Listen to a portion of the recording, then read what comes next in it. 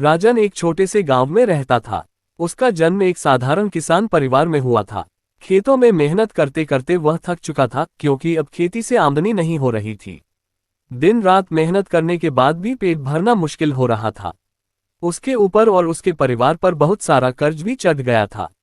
राजन का एक बचपन का दोस्त अर्जुन उसी गांव में रहता था। एक दिन अर्जुन ने राजन से कहा, राजन, हम लोग ऐसे नहीं जी सकते। चलो शहर चलते हैं, वहां काम भी मिलेगा और अच्छी कमाई भी हो जाएगी। कुछ महीने काम करके पैसे इकट्ठा करेंगे और फिर गांव लौट आएंगे। राजन को अर्जुन की बात सही लगी। उसने सोचा कि अगर अब नहीं गया तो फिर कभी नहीं जा पाएगा। उसने अपने माता पिता से बात की, लेकिन वे बहुत नाराज हो गए। माँ ने कहा, तेरी शादी हो चुकी है, बहू घर पर है, तू शहर जाकर कैसे रह सकता है। राजन ने समझाया, मैं अपनी पत्नी को आपके पास छोड़कर जा रहा हूं। वह आपकी देखभाल करेगी। मैं सिर्फ कुछ महीनों के लिए जा रहा हूं ताकि हम पर जो कर्ज है वह उतार सकूं। बहस के बाद माता पिता ने मजबूरी में उसे जाने की इजाजत दे दी। राजन सामान पैक करने लगा। तभी उसकी पत्नी सुनैना चुपचाप उसके पास आए और उसके गले में एक छोटा सा माता रानी का लॉकेट पहनाते हुए बोली, इसे कभी अपने गले से मत उतारना, ये तुम्हारी रक्षा करेगा। सुनैना माता रानी की भक्त थी और उसका विश्वास था कि देवी माँ हमेशा उसकी रक्षा करेगी। राजन थोड़ी झुंझलाहट में बोला, क्या बकवास है ये सब। मैं शहर काम करने जा रहा हूँ, युद्ध लड़ने नहीं। मुझे किसी रक्षा की जरूरत नहीं है। लेकिन सुनैना ने फिर भी धीरे से कहा, फिर भी इसे पहन लेना, मेरे मन को शांति मिलेगी। राजन अपनी पत्नी की बातों का कोई जवाब नहीं देता, बस चुपचाप उसकी ओर देखता है और फिर माता रानी का वह लॉकेट अपने गले में पहन लेता है। सुबह होते ही वह और उसका दोस्त अर्जुन दोनों एक छोटे बैग में अपने कपड़े और जरूरी सामान रखकर गांव के बस अड्डे पहुंचते हैं। कुछ देर इंतजार करने के बाद उनकी बस आ जाती है और वे दोनों शहर की ओर निकल पड़ते हैं। बस की खिड़की से बाहर झांकते हुए दोनों अपने अपने ख्यालों में खोए रहते हैं। तभी अर्जुन की नजर राजन के गले में पड़े लॉकेट पर पड़ती है। वह चौंक कर पूछता है, अबे राजन, ये तेरे गले में इतना भारी सा लॉकेट कैसा है। राजन थोड़ा चिढ़कर जवाब देता है, कुछ नहीं रे, मेरी पत्नी ने पहनाया है, बोली इससे रक्षा होगी मेरी। अर्जुन हंसते हुए बोलता है, अबे हम वहां काम की तलाश में जा रहे हैं, कहीं युद्ध लड़ने नहीं जा रहे हैं जो रक्षा की जरूरत पड़े।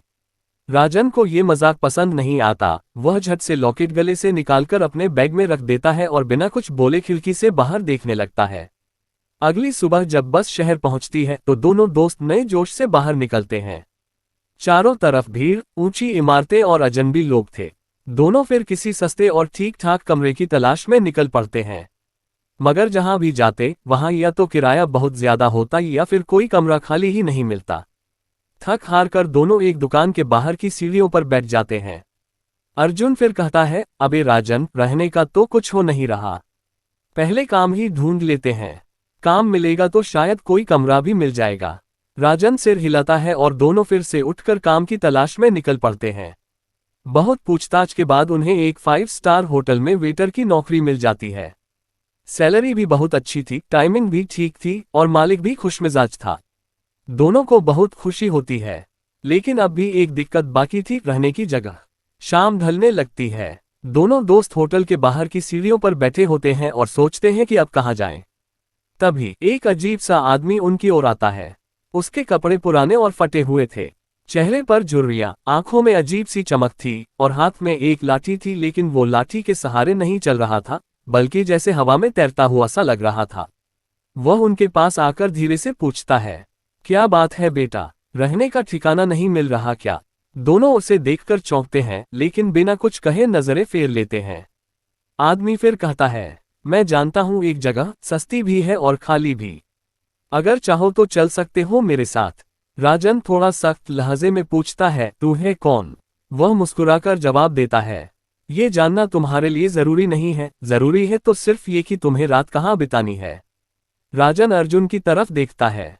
अर्जुन कंधे उचकाकर कहता है, चलते हैं यार, वैसे भी कोई और रास्ता तो है नहीं, देख तो लेते हैं कौन सी जगह है। दोनों फिर अपना बैग उठाकर उस बूढ़े आदमी के पीछे पीछे चल पड़ते हैं। लेकिन कुछ अजीब हो रहा था, वह बूढ़ा आदमी तेजी से आगे बढ़ रहा था, बिना थके, बिना रुके, और ऐसे जैसे उसके पैरों में जमीन ही ना हो। राजन और अर्जुन दोनों जवान थे, फिर भी उन्हें भागकर उसका पीछा करना पड़ रहा था। उनका दिल हल्का हल्का घबरा रहा था, लेकिन आगे क्या था ये वे नहीं जानते थे। कुछ देर के बाद वह बूढ़ा आदमी उन्हें एक बड़े से फ्लैट के सामने ले आया। राजन और अर्जुन दोनों चारों तरफ नजरें घुमाकर फ्लैट को देखने लगे। फ्लैट बहुत ही बड़ा और सुंदर था। आसपास हरियाली फैली हुई थी, एक तरफ बच्चों के खेलने का बड़ा गार्डन था। लोग अपने अपने काम में लगे हुए थे, कुछ बच्चे झूले पर खेल रहे थे। ये सब देखकर दोनों के चेहरे पर हल्की मुस्कान आ गई। बूढ़ा आदमी बोला, फ्लैट नंबर 303 मेरा है, तुम दोनों वहीं रह सकते हो। और बगल में 304 नंबर वाले फ्लैट में मकान मालिक रहता है, वहीं जाकर चाबी ले लेना। राजन ने उससे पूछा, आप खुद इस फ्लैट में क्यों नहीं रहते? बूढ़ा आदमी बोला, पैसे कमाने के लिए 4-5 फ्लैट खरीद रखे हैं, लोगों को किराए पर देता हूं और जो किराया आता है उसी से गुजारा चलता है। फिर उसने कहा, तुम लोग डिपॉजिट दे दो, बाकी महीने के अंत में दे देना। राजन ने अपने पास जो थोड़े बहुत पैसे बचे थे वो दे दिए। फिर वो बूढ़ा आदमी बिना ज्यादा कुछ बोले वहां से चला गया। दोनों दोस्त काफी खुश थे। अब तक उन्होंने कभी फ्लैट में रहना नहीं देखा था, हमेशा गांव में या झोपड़ी जैसे घरों में रहना उनकी आदत थी, इसलिए ये सब कुछ उन्हें एक सपने जैसा लग रहा था। फिर दोनों अंदर चले गए। अंदर जाने पर उन्होंने देखा कि वहां पहले से कई लोग मौजूद थे जो आपस में बातचीत कर रहे थे। कुछ लोग हल्के से मुस्कुराए भी। माहौल एकदम शांत और सुकून भरा था।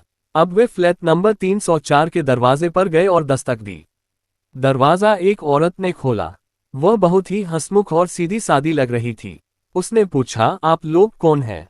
राजन ने जवाब दिया, हम लोग बगल वाले फ्लैट में रहने आए हैं, एक आदमी हमें यहाँ छोड़ गया। औरत ने थोड़ा चौंकते हुए पूछा, किस आदमी ने?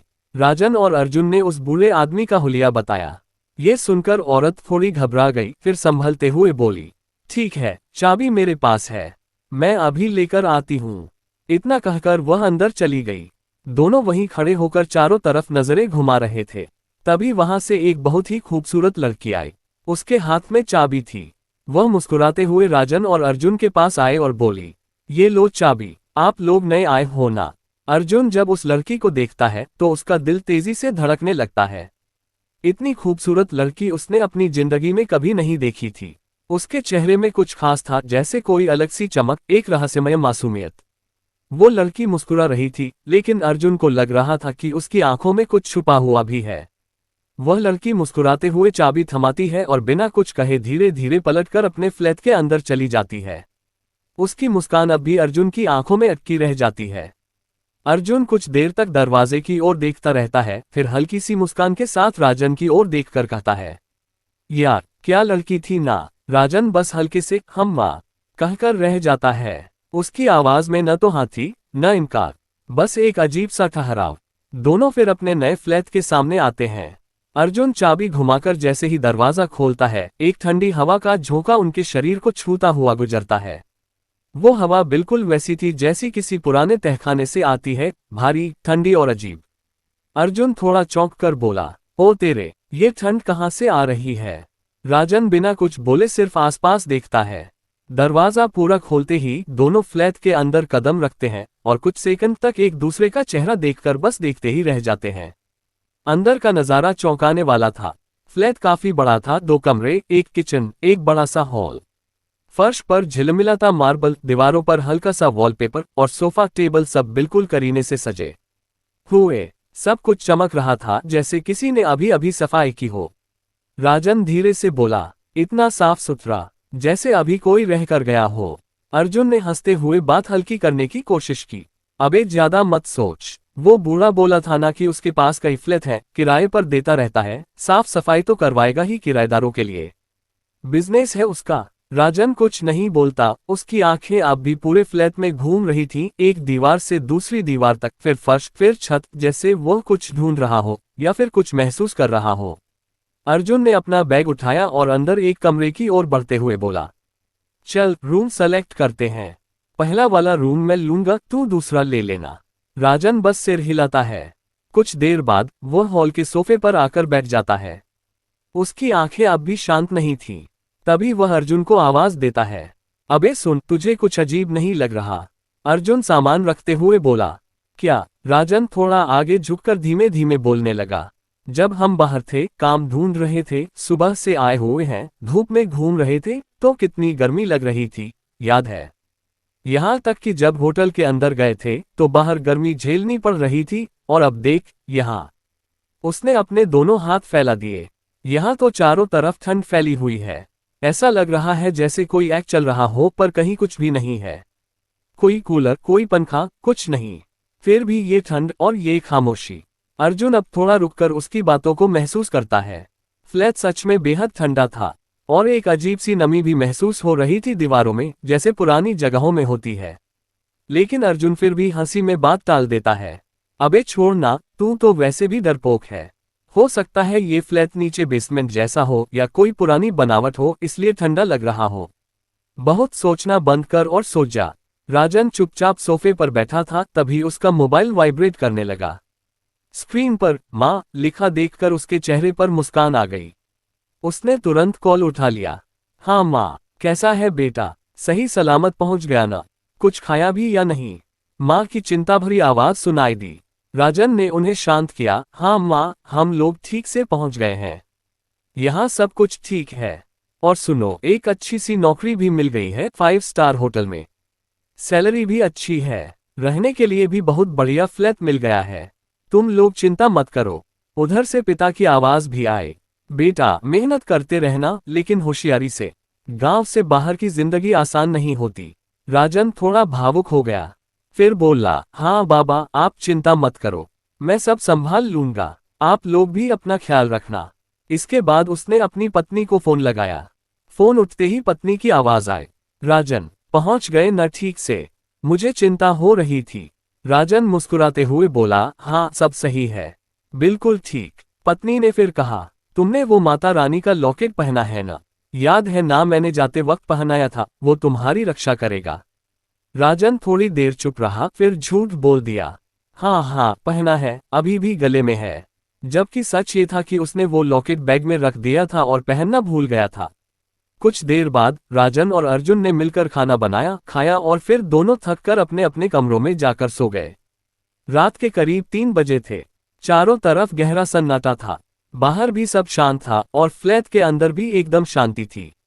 तभी अचानक राजन की नींद एक अजीब सी आवाज से टूट गई। ये आवाज किसी मंत्र जैसी थी, बहुत धीमी लेकिन रहस्यमय, जैसे कोई किसी दूसरी भाषा में कुछ बुदा रहा हो। राजन चौंक कर उठ बैठा। उसका दिल तेजी से धड़कने लगा। उसने कमरे में इधर उधर देखा, पर सब कुछ ठीक था, लेकिन आवाज अब भी आ रही थी, कहीं दूर से, जैसे फ्लैट के किसी कोने से।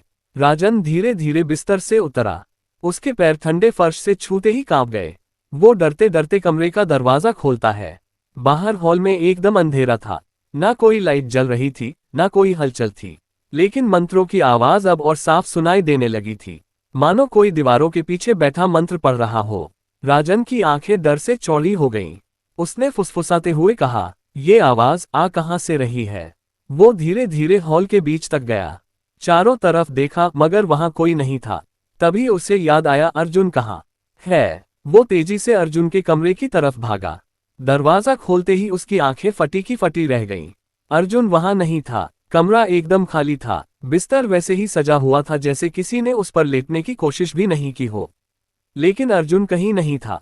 राजन को पसीना आने लगा। उसने धीरे से अर्जुन का नाम पुकारा, अर्जुन, अर्जुन, कहाँ गया तू? कोई जवाब नहीं आया। और तभी वो मंत्रों की आवाज एकदम बंद हो गई। पूरा फ्लैट फिर से एकदम शांत हो गया। ना कोई आवाज, ना कोई आहट, सिर्फ एक डरावनी खामोशी। राजन अब और ज्यादा डर गया था। उसे समझ नहीं आ रहा था कि ये सब क्या हो रहा है, और अर्जुन अचानक कहाँ गायब हो गया।